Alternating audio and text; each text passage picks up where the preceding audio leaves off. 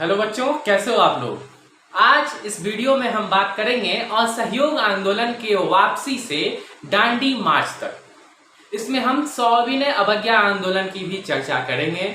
ठीक है, तो चलिए वीडियो को शुरू करते हैं।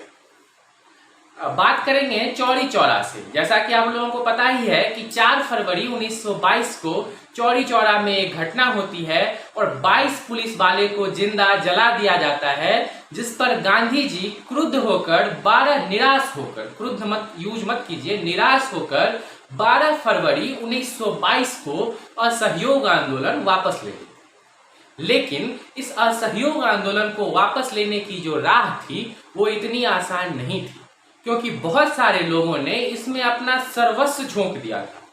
वह कहीं ना कहीं आजादी का, स्वराज का सपना देखने लगे थे और सपना टूटना बहुत ही घातक होता है। इस पे ही जवाहरलाल नेहरू ने कहा था कि यदि कश्मीर के किसी गांव में कहीं पे हिंसा हुई हो तो कन्याकुमारी के किसी गांव को दोष देना कहां तक उचित है। यदि यह घटना चौरी चौरा का है तो आप असहयोग आंदोलन को वहां स्थगित कर दीजिए। चलिए गोरखपुर में कर दीजिए, नहीं फिर भी तो उत्तर प्रदेश में कर दीजिए। पूरे भारत में करने की क्या जरूरत है। खैर जो भी हो, गांधी जी ने इस पूरे असहयोग आंदोलन को 12 फरवरी 1922 को वापस ले लिया। अंग्रेज अभी तक महात्मा गांधी को गिरफ्तार करने का हिम्मत नहीं जुटा पाते थे, क्योंकि उनकी लोकप्रियता इतनी।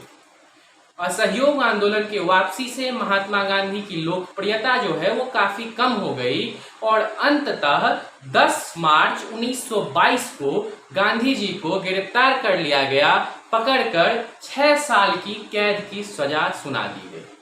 अब हम बात करते हैं कि क्या असहयोग आंदोलन पूरी तरह असफल रहा था या यह सफल भी रहा था। तो पहली बार देखने से हमें ऐसा लगता है कि असहयोग आंदोलन पूरी तरह असफल रहा था, लेकिन बच्चों ऐसा नहीं है।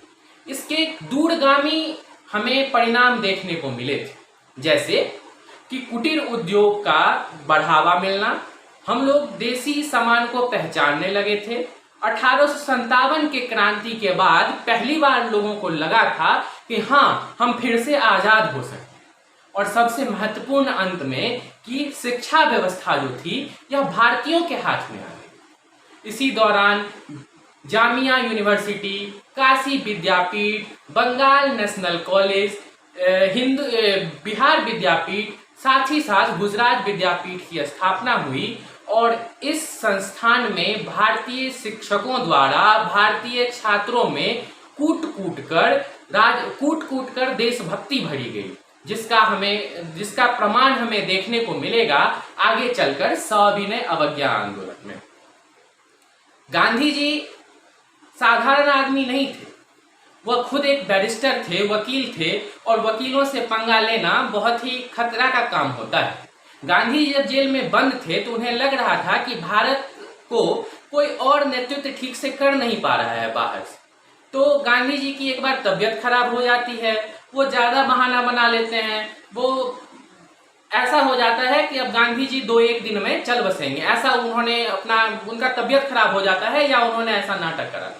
ठीक है, तो अंग्रेजों ने इस पर उन्हें 5 फरवरी 1924 को बुक में भी लिखा हुआ है कि स्वास्थ्य संबंधी कारणों से छोड़ दिया था।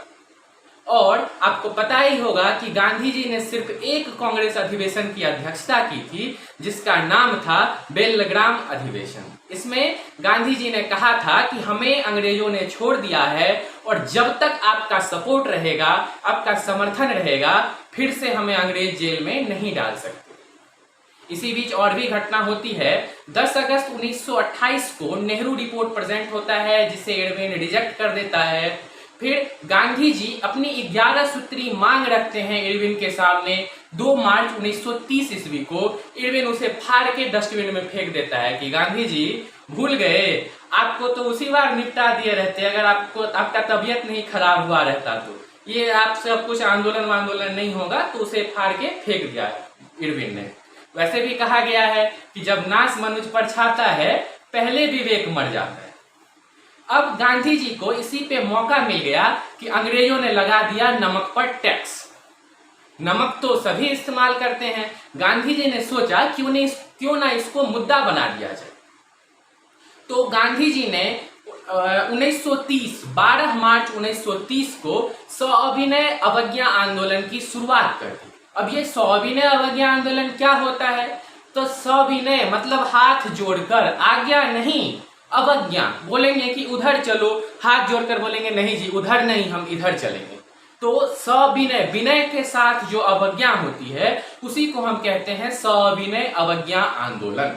तो गांधी जी ने 12 मार्च 1930 को सविनय अवज्ञा आंदोलन चालू कर दिया। यूं तो इसके और भी बहुत कारण थे, जैसे अंग्रेजों द्वारा भारत के नेताओं का कोई भी बात ना मानना, उसे बिल्कुल महत्व ना देना, लेकिन तात्कालिक कारण बन गया नमक पर कर लगाना। गांधी जी ने कहा नमक तो हम सदियों से बनाते आ रहे हैं, समुद्र के किनारे जाएंगे, पानी को इवेपोरेट कर देंगे और हमें नमक प्राप्त हो जाएगी, इसके लिए कर देने की क्या जरूरत है। तो लोगों ने इससे रिलेट किया कि हाँ गांधी जी ठीक कहते हैं, और गांधी जी निकल पड़े 12 मार्च 1930 को 240 मील की यात्रा पर, जो करीब होता है 340 किलोमीटर की यात्रा, और पहुंच गए अपने 78 साथियों के साथ डांडी, और वहां पे तोड़ दिया नमक कानून।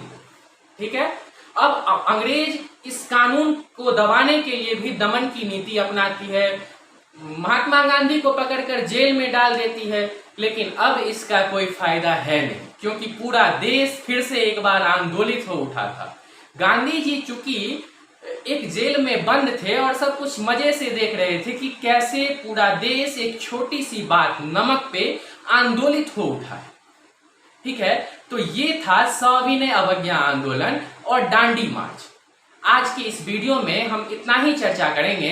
अगले वीडियो में मैं आपको बताऊंगा भारत छोड़ो आंदोलन क्या था। बच्चों, मैं इस सीरीज में पहले आपको मेन टॉपिक कवर करवा देता हूं, फिर एक अलग से सीरीज लाऊंगा, इन सारी घटनाओं को जोड़कर आपको मैं समझा जाऊंगा कि ये बिल्कुल पूरी तरह आपके दिमाग में फिट हो जाए।